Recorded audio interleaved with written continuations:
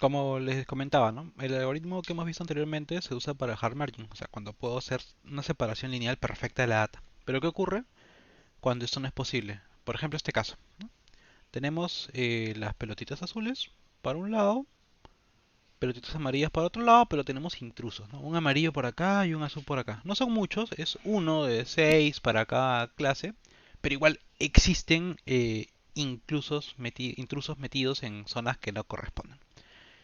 Yo puedo intentar hacer alguna barrera, por ejemplo, ¿no? Pensando que la pelotita azul más a la izquierda es el vector de soporte. Y hago una barrera en este caso, pero queda medio fea mi separación, ¿no? Si bien estoy separando correctamente todos los azules a un lado, los amarillos quedan mal, quedan muy pocos amarillos al lado izquierdo y muchos amarillos en la otra zona. Lo mismo si hago la barrera para este lado. Para este lado, si hago la barrera naranja, todos los amarillos están correctamente en un solo lado, pero los azules están mal. No tengo muchos en un lado y uno en el lado correcto. Incluso si hago una barrera medio intermedia, también terminan teniendo algunos intrusos, un azul intruso por acá, un amarillo intruso por acá. Hay casos como estos en los que no es posible hacer una separación perfecta linealmente. Entonces, ¿qué es lo que vamos a obtener siempre? Siempre por culpa de estos dos intrusos, vamos a tener problemas para separar nuestra data. ¿Cómo poder enfocar, cómo poder atacar estos casos? Una alternativa, que es la más utilizada, es trabajar penalizaciones. O sea, seguir trabajando nuestras divisiones, nuestras separaciones, pero penalizar los casos que están mal clasificados, digamos, ¿no? Los pocos, esperemos, intrusos que aparezcan en nuestras dos zonas delimitadas. Una de las alternativas más utilizadas para estas penalizaciones es la que se conoce como hinge loss o función de pérdida de bisagra, si quieren traducir exactamente la palabra hinge, que es una función de penalización que se usa para problemas de clasificación binaria, ¿no? Especialmente en support vector machine. La idea de esta función es, o la idea detrás o para qué se usa, es para ayudar a maximizar el margen entre las clases. Acuérdense que queremos que el margen sea lo más grande posible, pero penalizando los ejemplos que no están clasificados correctamente. O en todo caso, penalizando los casos que estén muy cerca a esta barrera. O sea, no solamente penalizando al atacante que está en mi población o al poblador que está afuera de la muralla, sino también penalizando a aquel poblador o aquel intruso que se haya metido dentro de la barrera. ¿Ya? Ayuda obviamente a maximizar el margen y la idea es que las muestras estén lo más lejos posibles de la frontera de decisión. Acuérdense que tengan espacio de maniobra. Y el usar este tipo de penalizaciones te da un clasificador, perdón, más robusto porque al admitir que hayan ciertos errores ya es menos sensible a perturbaciones en los datos. Por ejemplo, estos datos extremos de las pelotitas amarillas y azules intrusas son datos extremos, probablemente raros, outliers, que si uso el método de hard margin me haría hacer una barrera mal hecha, ¿no? Al permitir que hayan ciertos errores en clasificación, penalizándolos, le doy más flexibilidad a mi modelo para que sea más robusto y entienda verdaderamente el comportamiento de los datos. Ya en temas de fórmulas, esta función de pérdida hinge loss toma dos valores. La muestra de entrenamiento, porque se calcula con el entrenamiento. La muestra de entrenamiento, que es un vector, y la clase conocida y. Acuérdense, la clase es más uno o menos uno. Y la fórmula es la siguiente. La pérdida para cada muestra es el máximo entre dos valores. Entre el 0 y 1 menos esa expresión. Y por producto interno de doble x más b. ¿A qué les recuerda esto? Bueno, primero el Y es la etiqueta conocida, que es más uno o menos uno.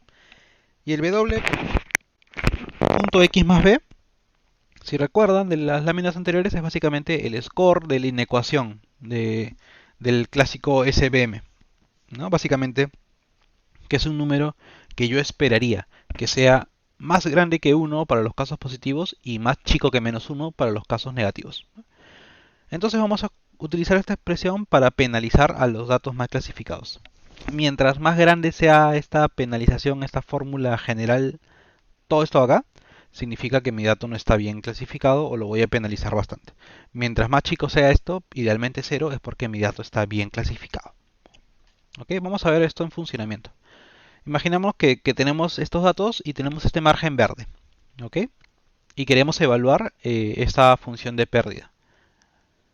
Básicamente, si yo creo mis márgenes, en teoría, si mi margen o mis datos fueran ideales, estas serían las zonas donde deberían estar, o yo esperaría que esté, la mayoría de positivos y la mayoría de negativos. ¿Ok? Simplemente he construido un hiperplano con un margen, un ancho W o un módulo de W, como veíamos en las láminas anteriores. ¿Ok? Ahora vamos a evaluar la función de pérdida para 4 ejemplos de estos datos mostrados. Nuevamente, acuérdense, este es mi margen, esta es mi barrera de margen máximo, entonces toda la muralla, soldados, todo está acá. Esta es la zona ideal de clase positiva y esta es la zona de clase negativa. O sea, si un dato de entrenamiento está en esta zona positiva es porque su score de w.x más b es mayor que 1. Si un dato amarillo está en esta zona negativa es porque su score w.x más b es menor que menos 1. ¿No? Y toda la zona acá del medio es cuando está entre 1 y menos 1. Recuerden lo que veíamos en los conceptos previos. Entonces, por ejemplo, vamos a tomar el caso A. El caso A es un caso más 1, azulito, que está correctamente ubicado en la zona que corresponde a los más 1. ¿Qué quiere decir? Si yo calculo el hinge loss, voy a tener el máximo de 0, y veamos la expresión. 1 menos Y. El Y es la etiqueta de este caso. La etiqueta conocida o la etiqueta que debería tener este caso. Este caso es una pelotita azul. La etiqueta es más 1, por eso reemplazamos más 1. Wx más b, acuérdense que es el score de la inecuación. Como está en este triángulo de la derecha, este score es mayor a 1. Acuérdense porque era una ecuación, es mayor a 1, así que es un score mayor a 1. ¿Qué quiere decir? Más 1 por un score mayor a 1 es un número más grande que 1. Piensa en el score, no sé, pues 2.5. Más 1 por 2.5 es 2.5. 1 menos un número más grande que 1 es negativo. El máximo entre 0 y un número negativo es 0. O sea, el hinge loss para este caso de acá es 0. Veamos el caso B. El caso B es un caso cuya etiqueta es menos 1 y que físicamente está correctamente en la zona menos 1. Calculamos el hinge loss y tenemos 0,1 menos Y. El Y es la etiqueta real, que es menos 1. Menos 1. ¿Y dónde está ubicado? Está ubicado en este triángulo de acá a la izquierda. Entonces, su score w.x más b tiene que ser menor a menos 1. El score es menor a menos 1. Un número muy negativo. Menos 1 por un número muy negativo, no sé, pues, menos 5. Menos 1 por menos 5 es 5. Es un número positivo muy grande. Negativo por negativo es un número positivo. 1 menos un número positivo muy grande es negativo. El máximo entre 0 y un negativo es 0. ¿Qué quiere decir? En ambos casos la pérdida es 0. ¿Por qué? Porque son casos bien clasificados. Es un caso, una pelotita azul ubicada en la zona que corresponde al score mayor a 1. Es una pelotita amarilla ubicada en la zona que corresponde correctamente al margen con un score de menos 1. Ahora vamos a ver el caso C. Veamos, el caso C es un intruso. Es una etiqueta, una pelota con valor menos 1 que está erróneamente ubicada en la zona correspondiente a más 1. El hinge loss, ¿cuál sería? 0,1 menos el Y. ¿Cuál es la etiqueta real de este caso? Es menos 1. Menos 1. ¿Y en qué zona está? Está en la zona del score que corresponde a los puntos mayores a 1. Entonces, menos 1 por un número valor mayor a 1 es un número negativo. 1 menos un número negativo es un número grande, es un número mayor a 1. Mayor a 1 es grande para nosotros. El máximo entre 0 y un número grande es un número grande. Veamos el caso D. El caso D está acá en esta zona, en medio de la barrera. Sería un intruso, un atacante parado dentro de la muralla. Está en la zona correcta técnicamente, ¿no? Porque está al lado de la derecha de mi hiperplano. Pero está muy cerca del límite, está dentro de las paredes y no debería estar, si quisiéramos ponernos un poquito ácidos. En este caso, el hinge loss sería máximo de 0, el Y, ¿qué etiqueta tiene? Tiene la etiqueta más 1, correcto. ¿Cuánto es su score? Acuérdense, el triángulo azul es todos los scores mayores a 1, el triángulo amarillo todos los scores menores a 1.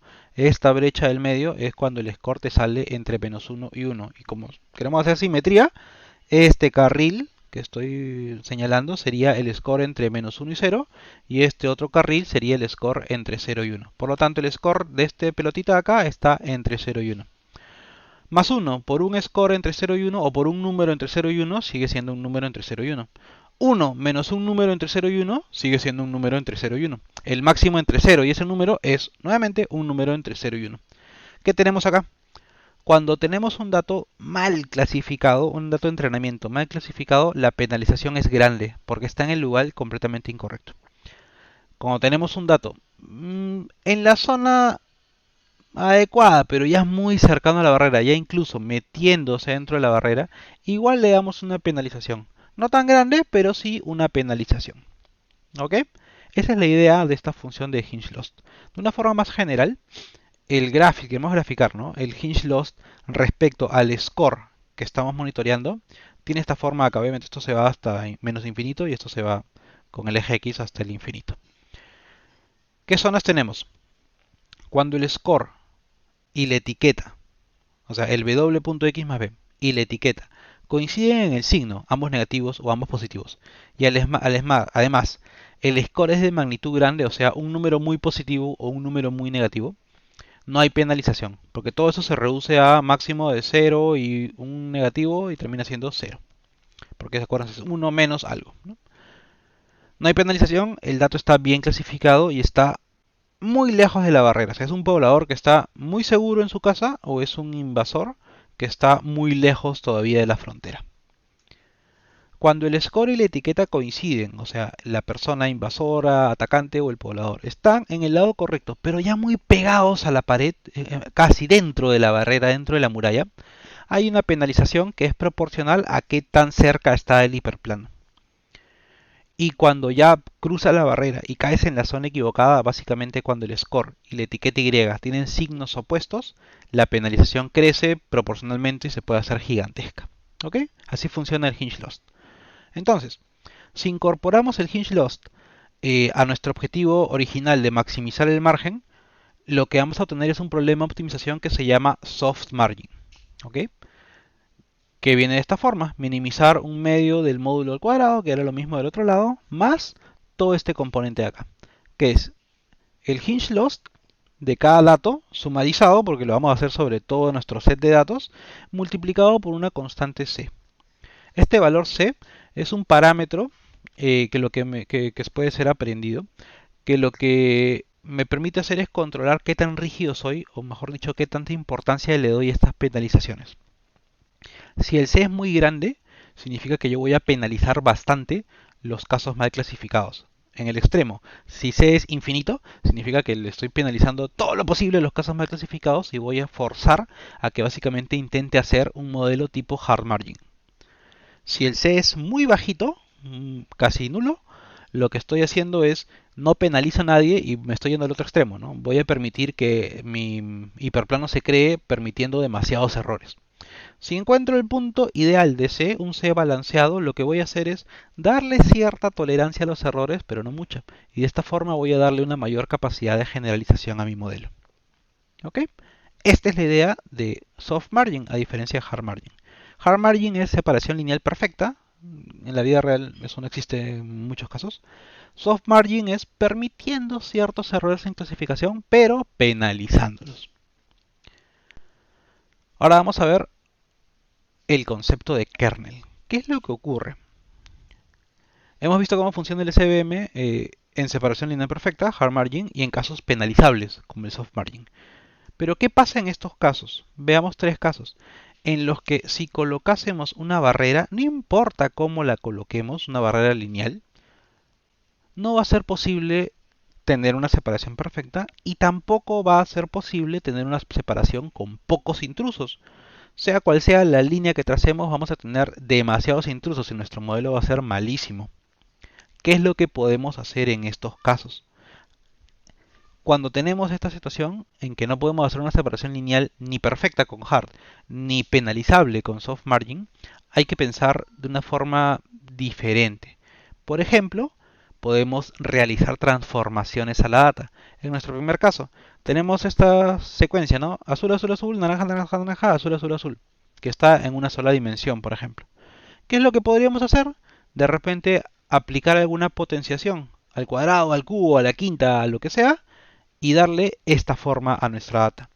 Y ya con esta forma podemos trazar un hiperplano que separe las clases azules de las clases naranjas o las clases +1 de la -1.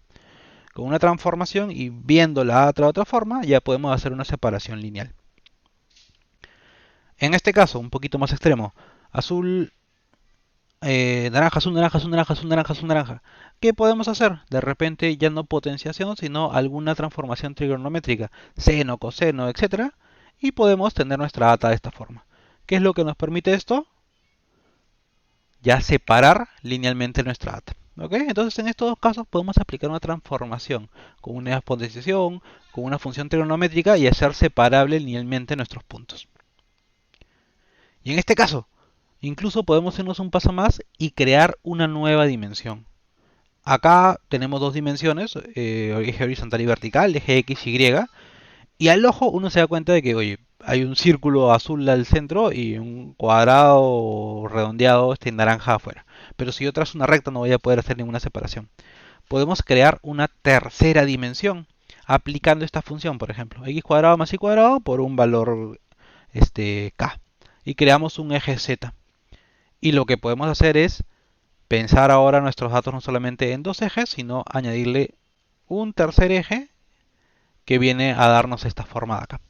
Y al tener este tercer eje, lo que podemos hacer es trazar un plano que justamente me troce mi data en las dos clases que yo quiera. Trazo este plano para separar las clases azules de las naranjas. Y si yo tengo una vista cenital, ¿no? Una vista así desde arriba, desde acá a mi gráfico, que ya está dividido, y regreso a las dos dimensiones, lo que tengo es que ahora ya tengo mi frontera claramente delimitada. He creado una nueva dimensión, ya no solamente he transformado mi data, sino que he creado una nueva dimensión, he hecho la separación en esa dimensión y he regresado a las dimensiones originales y ya tengo mi data perfectamente separada.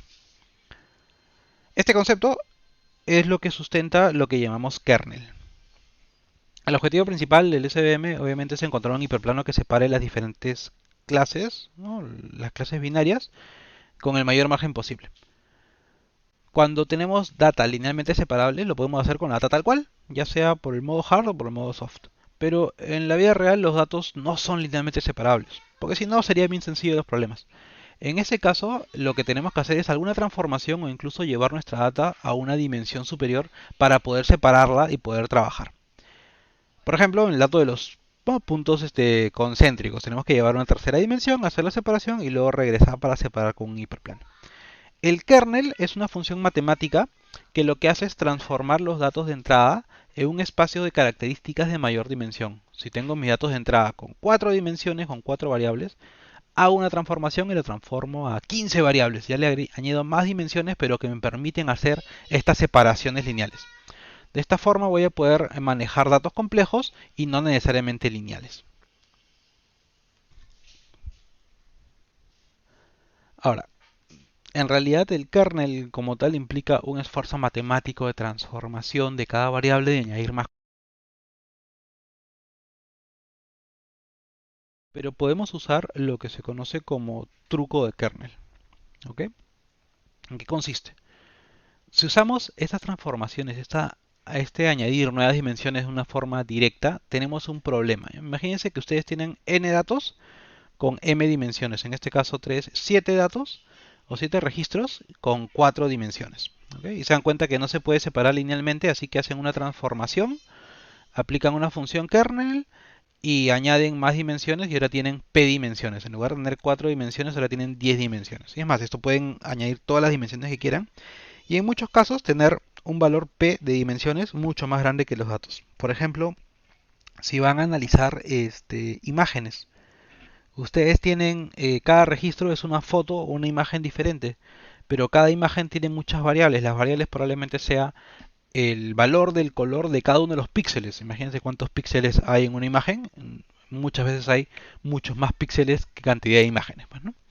Entonces el añadir dimensiones sí me va a servir para hacer una separación, pero puede crecer un monstruo de demasiadas dimensiones respecto a la cantidad de datos. Es más, cuando empecemos a trabajar las optimizaciones, los problemas de optimización y hacer nuestros cálculos matemáticos, probablemente nos quedemos sin memoria en la computación, porque vamos a trabajar temas vectoriales, no solamente n vectores, sino de p dimensiones de cada vector. Cuando hagamos nuestros productos internos, vamos a trabajar n cuadrado, n por n vectores, pero vamos a empezar a multiplicar p veces los componentes y nuestro trabajo va a ser de n por p veces, siendo p un número muy grande, incluso mucho mayor que n en mi ejemplo del análisis de imágenes. Y esto computacionalmente es complicadísimo. El truco de kernel lo que te dice es, recuerda que tu foco es solamente sobre el producto escalar. A ti no te interesa, en la optimización finalmente, se recuerdan, no me interesa el detalle del vector, sino lo que me importa es el resultado del producto interno de dos vectores o de pares de vectores. Entonces tu esfuerzo no lo hagas en transformar cada vector por separado, sino únicamente en enfocarte en qué resulta del producto escalar de los vectores. O sea, vas a tomar los vectores y vas a hacer tus n cuadrado productos escalares, vas a aplicarle una transformación de kernel, un truco de kernel, que es una expresión matemática, una función a ese producto interno o esos vectores que conforman el producto interno, que básicamente implica aplicar las transformaciones de kernel a la interacción entre los vectores.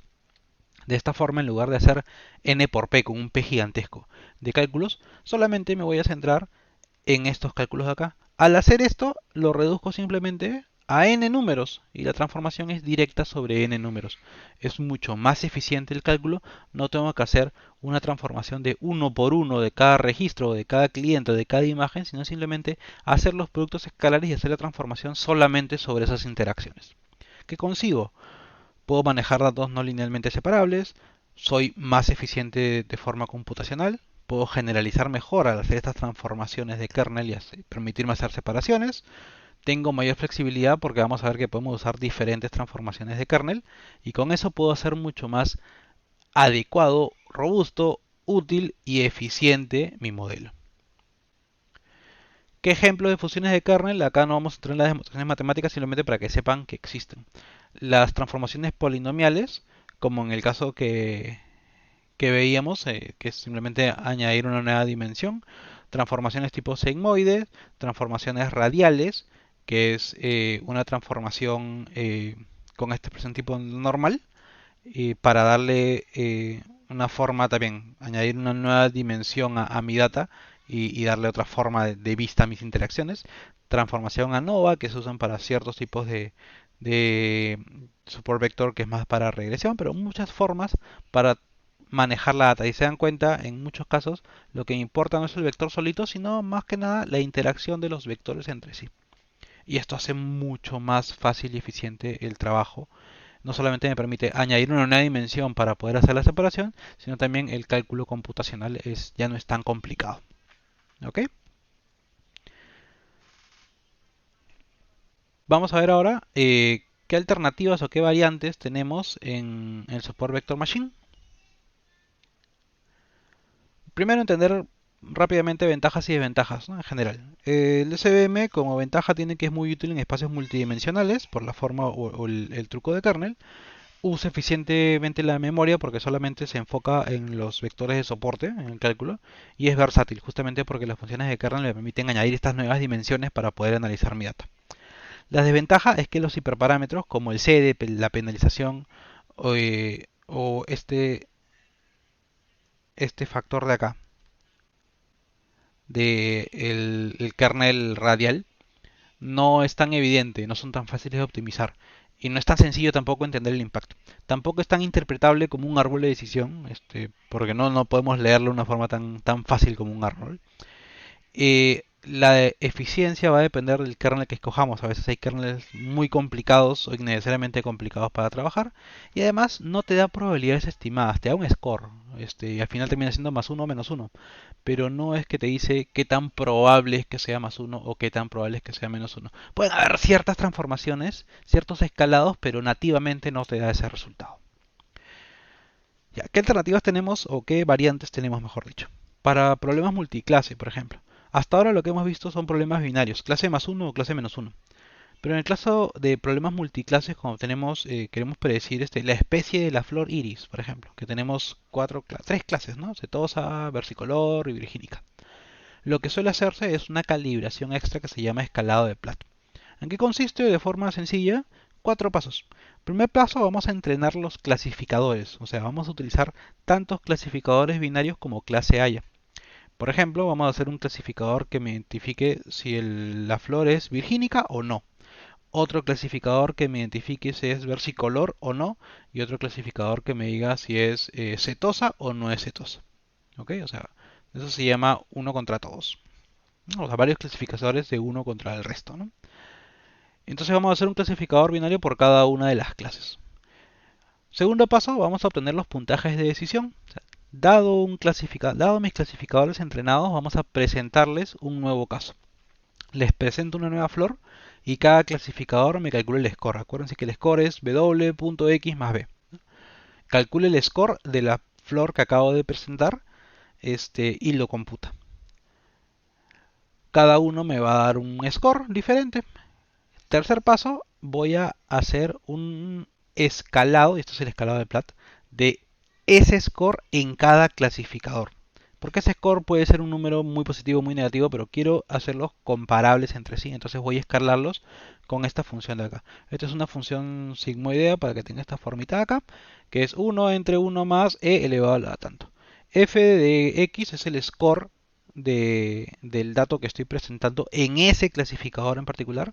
A y B son parámetros que se aprenden también con un modelado que incurre esto acá. Es un esfuerzo, un modelo extra que se usa para obtener los A y B óptimos. La idea es que yo pueda tener para cada clasificador la probabilidad de que esta planta pertenezca a la clase setosa para el clasificador de setosa, o la probabilidad de que pertenezca a la clase virgínica para el clasificador de virgínica, o la probabilidad de que pertenezca a la clase versicolor para el clasificador versicolor. Y lo que hago como último paso es normalizar estas probabilidades. Junto las probabilidades, las ajusto para que sumen 100% y simplemente me quedo con la probabilidad mayor. Y esa es la clase finalmente que termino prediciendo. ¿Ok? Entonces hago clasificadores binarios por cada clase, obtengo los puntajes, escalo los puntajes con este escalado de Platt y luego simplemente hago una comparación normalizada de las probabilidades de los diferentes clasificadores y doy mi decisión final de a qué clase pertenece esa flor que estoy presentando. Para problemas de regresión, hay una versión del support vector que se llama support vector regressor, que es una extensión que se aplica a este tipo de problemas. La idea o lo que busca es nuevamente hacer un margen, un hiperplano con un margen, pero que se minimicen los errores de predicción. En realidad, primero, maximizar el margen, ya no entre las clases, sino maximizar un margen tal que lo que te va a permitir es que la desviación de los datos respecto al margen sea la menor posible. El margen no es solamente esta barrera verde, sino es todo esto gris. Toda esta franja acá es el margen que nosotros queremos hacer. Es un margen con, digamos, de un error epsilon, para arriba para abajo. Y la idea es que hacer este margen lo máximo posible, de tal forma que estos errores, estas desviaciones de acá, que es sí y asterisco porque son dos diferentes, sea la menor posible. Ya no es simplemente con un modelo de regresión, no es simplemente una recta y que se ajusten a la recta, sino que acá estoy ampliando esto. En lugar de usar una recta es como una avenida.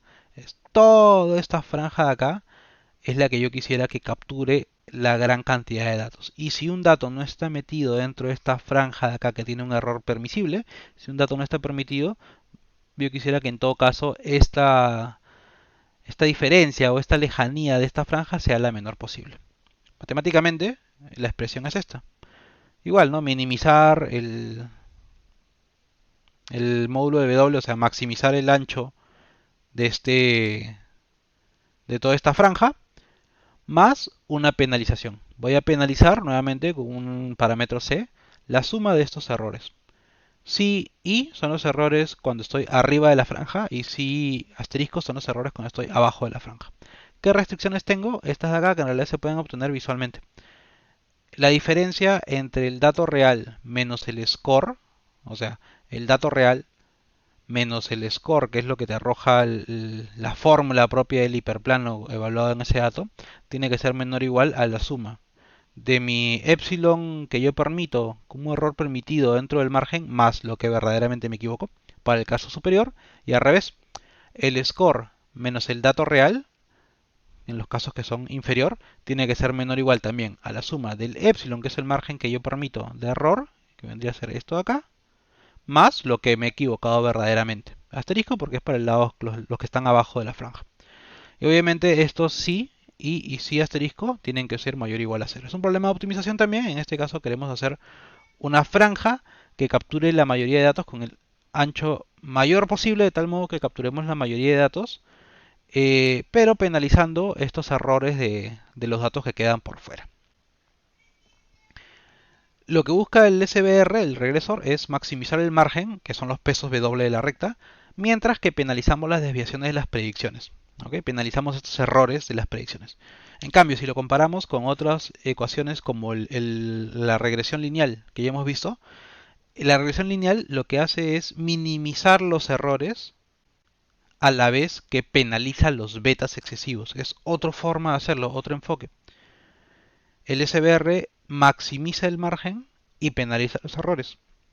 La regresión lineal minimiza los errores y penaliza los betas demasiado grandes. Son dos formas de hacerlo y probablemente con un mismo set de data sea diferente la ecuación que termine armándose. ¿Ok? Pero estas son algunas variantes que tenemos para trabajar. Y lo que toca ver ahora ya son casos prácticos en R. ¿Qué vamos a ver? Básicamente cuatro casos. Los dos primeros tienen que ver con SBM, clasificación de correos spam y no spam, utilizando el nativo, digamos, y utilizando el paquete MLR. El segundo caso tiene que ver con el pricing de las casas de Boston. También, en este caso es un regresor, utilizando el nativo de R y también el paquete MLR para poder encontrar los hiperparámetros óptimos.